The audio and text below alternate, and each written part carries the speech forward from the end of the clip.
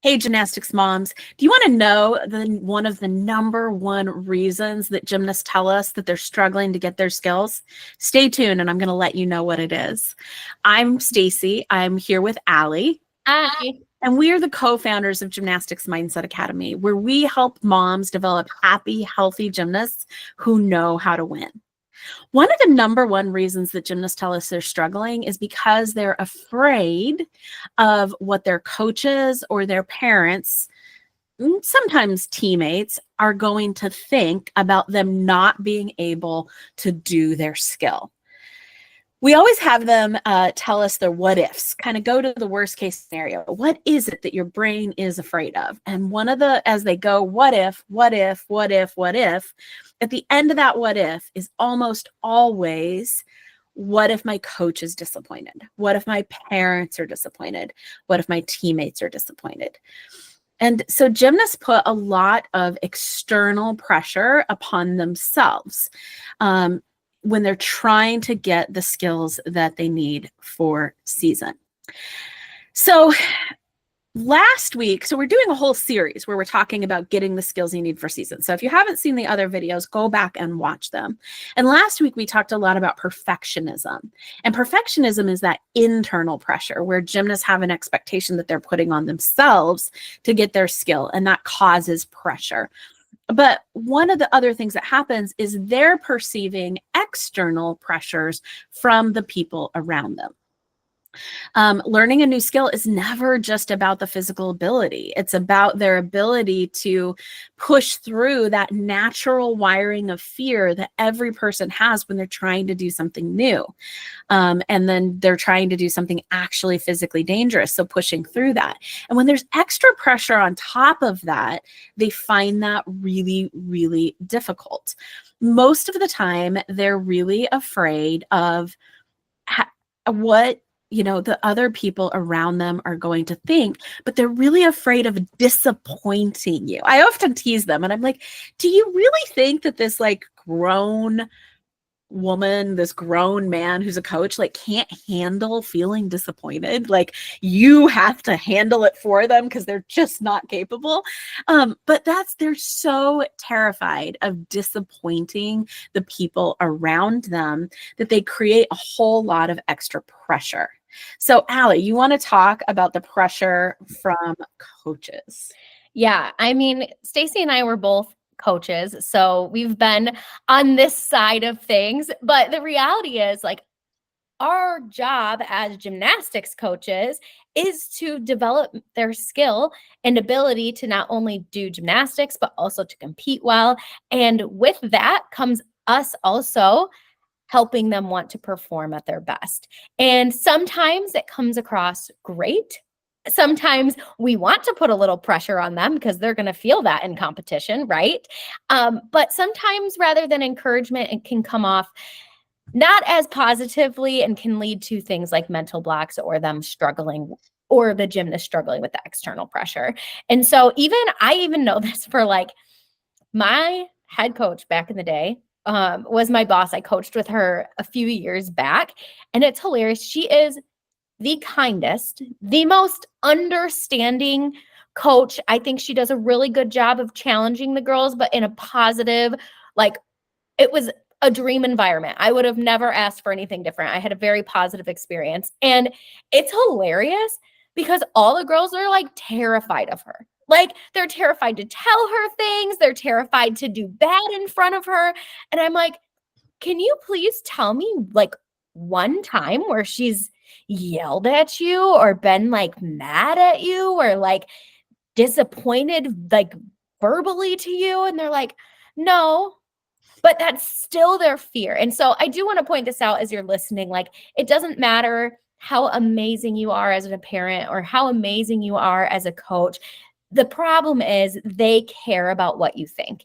And your goal is still to help them do the best that they can. So when you have a goal of helping them be the best that they can, and them have a goal of basically impressing you, those things don't line up, and it leads to this external pressure that they're feeling from coaches all the time, no matter what. So I just don't want you to take this as a dig at coaches, but like, it's just the reality of it. Sometimes we put pressure on them on purpose too. Like, that's the reality of it as well. But to them, how they perceive that pressure can either come off as encouragement, or it can lead to self-doubt, and it can lead to struggles in what they're able to do, and basically take away their focus from their gymnastics and what really matters, and turn their focus directly into what the coaches want or need. And that's the problem with the dynamic of the pressure from coaches versus gymnasts. And I kind of mentioned it, and Stacy's a little bit, but it's not just coaches, it's also you parents. And once again, not your fault, but Stacy, why don't you dive a little into like why they feel that from their parents? Yeah, I always love to jump into the science behind it. So I'm going to just dip our toe into that really quickly. Developmentally, children are dependent upon their caregivers for survival. And so one of the things that we all do as we're little babies, and then as we get older into our early childhood and early teens, is try to make sure that we're going to survive by pleasing our caregivers, making sure that we make them want to take care of us. And so that's just how kids develop. And so they develop that they've got to do whatever it takes to make sure their caregiver is happy and pleased with them. And so if you think about how young kids are when they start gymnastics, that caregiver does include the coach. But it also for sure includes you as a parent. And so your child is wired, even though it doesn't feel like it sometimes, they're wired to want to please you. They're wired to try to make you happy. And the other part of it is this: most gymnasts that we talk to, even young gymnasts, are very aware of how much sacrifices coaches and parents are putting into being able to for them to be able to do gymnastics. They know that their coach could be home with their own family and instead is there with them. They know that you as the parent are sacrificing a lot of money, a lot of time, a lot of investment into their gymnastics, and they feel like they need to make it worthwhile for you. They also, feel like they're kind of responsible for your feelings. And so even parents that are super, supportive, like every gymnast that we talk to, when we get to those like what ifs, it's always like, what if my parent is disappointed? What if my coach is disappointed? And so they perceive that. And the reason I keep saying they perceive it as pressure is because it doesn't mean it has to actually be real. You might not be putting any pressure on them. Their coach might not be putting any pressure on them, but they perceive it as pressure. And when the brain perceives pressure is really just fear that if I don't do well, something bad is going to happen. And when their brain perceives fear, it reacts to fear the same way, no matter what the cause of the fear is. So if the cause of the fear is, what if I break my neck on this skill? Their body goes into flight, fight, or freeze. If the cause of the pressure is, what if my coach is going to be disappointed? Same exact result. What you see happen out on the gym floor is going to be the same, no matter what the actual cause of the fear is in trying to get their skill. And so when the cause is this external pressure, their body is still going to respond with feeling afraid. But here's the thing: gymnastics has this crazy, interesting dynamic on top of the parent is the teammates, because gymnastics is truly an individual and a team sport. In every single competition they do, they're usually going to get awarded individually and they're going to get awarded as a team. And so their teammates, who they're trying to also do well with so their team can win, are also usually their biggest rivals, that are the people they're competing against in the exact. It's not even like in this competition we're competing for team and in this competition we're competing for individual. Like at the same moment, every single competition, they're competing against each other and competing with each other. And then the same is happening in the gym. And gymnasts usually are very competitive. And so it's kind of difficult when the people that you spend every single day with, the people who are closest with you, the people who are your biggest supporters and your biggest cheerleaders are also your biggest rivals for getting what you want to get. And so there's just this weird dynamic of pressure that comes, one, from like being afraid that you're not going to be as good as your teammates or good enough for your teammates. And then there's also the pressure of like that your teammates are gonna, that you're not as good, that they're like gonna do better.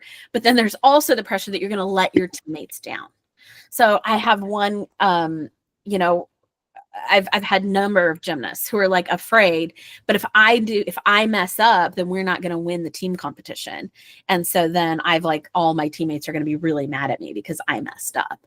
And this happens especially with our cheer kids that our competitive cheer kids that we help, is like, they're really afraid of letting their teammates down. And so that's another part of pressure. And the last part that I want to say about that is, and I talked about this in perfectionism as well, but there's some of the science behind it is that if you think back to like our primary brain and like caveman days, that there's times in human history, and it even is true now, where if you got thrown out of the community, if you got rejected from the community, it meant death. You could not survive on your own. And I always say, as humans, we're herd animals. We're meant to live together. We're meant to be in community. Getting thrown out of the community feels like a life or death to them. And so being judged or rejected by the coach, who's the leader of the tribe community, being rejected by parent, also leader, being rejected by teammate, or the opposite, like being too good and then being like, they're jealous of you, so they push you out. All of those feel like life or death situations to your gymnast internally, even though they're not. And so one of the reasons that this is, you know, such a big deal is it just creates so much unnecessary pressure. At the heart of the struggle is like the huge cost of trying to please everyone and trying to you know, like it's impossible to please everyone, and it's exhausting. And so a lot of times your gymnast struggle is coming from this. So Allie, how does mental tools help, or how do mental tools help? Well, it's really it's the only way. There's not really a change in the actual pressure. Like, to me, you're going to parent, the coach is going to coach, they're going to be performing up on a stage for everyone to watch them, and then their score is going to get flashed up. Like, right? Those are things that are going to happen and that aren't going to change. So the answer isn't going to be like add more pressure or take away pressure in these certain scenarios. It's all about being able to give the gymnast the tools to deal with the pressure when it does come. And so the tools to me are being able to help them reframe those fears and those self-doubts into a self-confident gymnast who is able to focus on what they're in control of. They can't control what their coach says. They can't control what the judge flashes up for the most part, right? I mean, what they do helps, but you get what I'm talking about. Like, what are things that are in their control? How can we help you focus on those things? And then on top of that, create the self-confidence that you need in order to be able to handle any of those pressures that are happening. And that's why the solutions are all mental tools. None of that involved changing the pressure that's going on around them. It involved how they can manage their mind and their focuses around and emotions, really, of what's going on. And I think that's important because even in life, they're not going to be able to control every circumstance that happens, right? There's going to be things that happen in life that feel like pressure and feel like fear and feel like all of those things. And we sometimes can't control that. And so being able to manage your mind to be able to handle anything that comes your way is the actual solution, because they can't change the rest of it. And so being able to reframe, reshape, and do that is a skill too. I just want to point that out. A lot of times it's easy for us to listen to this and be like, great. So what I'm hearing is for them to stop being negative and start being positive. And like that fixes it. Well, here, I mean, think for you. Like, have you ever like really wanted a job promotion, or you really wanted to lose some weight, or you really wanted something and it's been a really big challenge for you? If I told you like, oh, great, like that's a problem because I'm being negative about my body image, I guess I'll just change that and now think positive about it. Does that actually work for you?